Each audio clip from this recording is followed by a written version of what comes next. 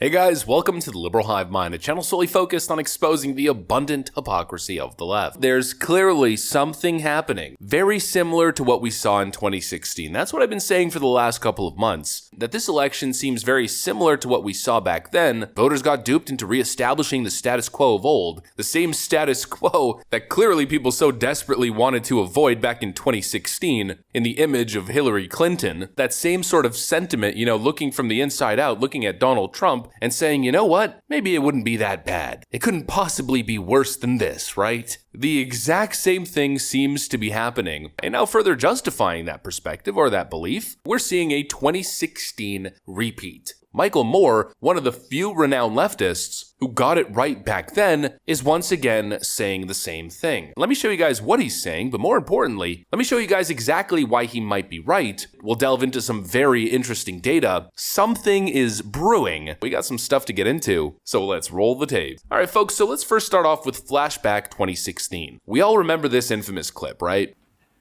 Donald Trump came to the Detroit Economic Club and stood there in front of the Ford Motor executives and said, if you close these factories as you're planning to do in Detroit and build them in Mexico, I'm going to put a 35% tariff on those cars when you send them back, and nobody's going to buy them. It was an amazing thing to see. No politician, Republican or Democrat, had ever said anything like that to these executives. And it's why every beaten down, nameless, forgotten working stiff who used to be part of what was called the middle class loves Trump. He is the human Molotov cocktail that they've been waiting for. The human hand grenade that they can legally throw into the system that stole their lives from them. Or felt pen or touchscreen and put a big X in the box by the name of the man who has threatened to upend and overturn the very system that has ruined their lives. Donald J. Trump. They see that the elites who ruined their lives hate Trump. Corporate America hates Trump. Wall Street hates Trump. The career politicians hate Trump. The media hates Trump after they loved him and created him. And now hate him. Thank you, media. The enemy of my enemy is who I'm voting for on November 8th.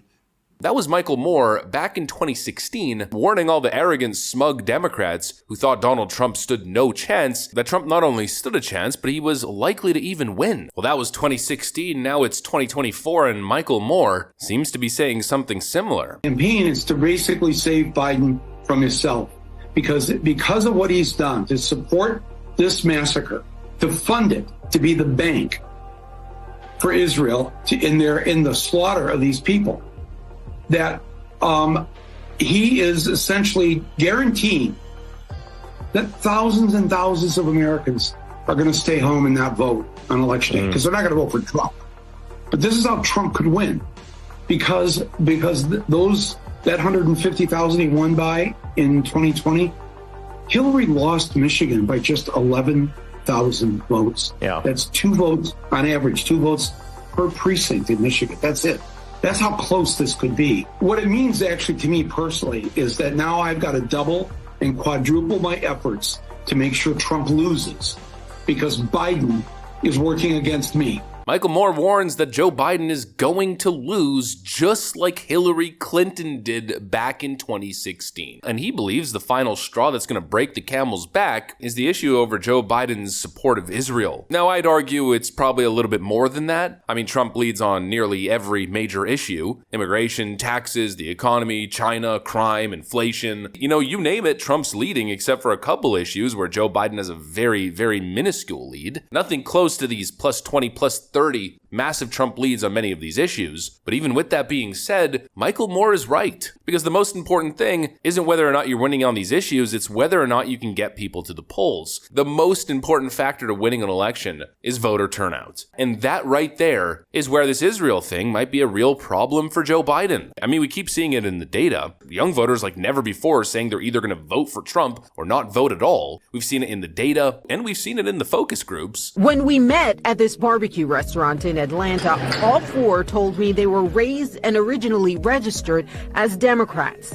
But this year, the president's handling of the Israel-Gaza war has turned them away. I think what Biden has done in aiding and abetting in a genocide is just something I cannot stand for. You're willing to withhold your vote in the presidential election unless there is a ceasefire. Yes. And it's implemented. Yes. Not voting could mean Donald Trump gets into office. Do you think he'll be better on Gaza?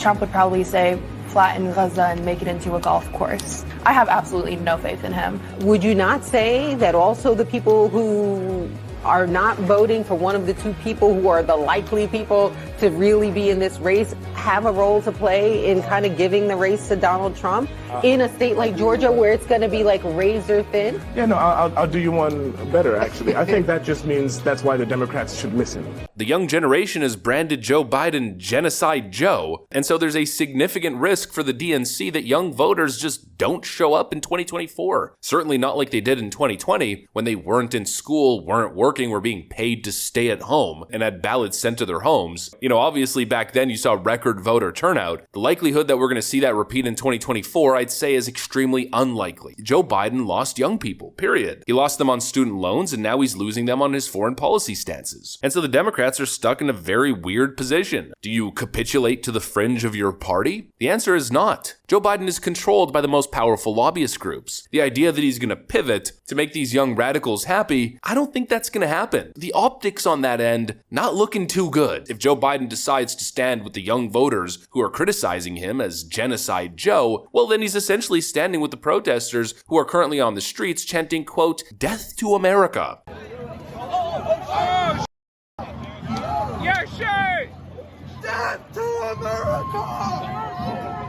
So I'm going to teach you a chant in Persian that you can use if you ever encounter those Zionist freaks, whether they be Iranian or whatever, all right? Death to or down with. So can we get a Marbar America? We can get a Marbar America. Yes, we can. Marbar America!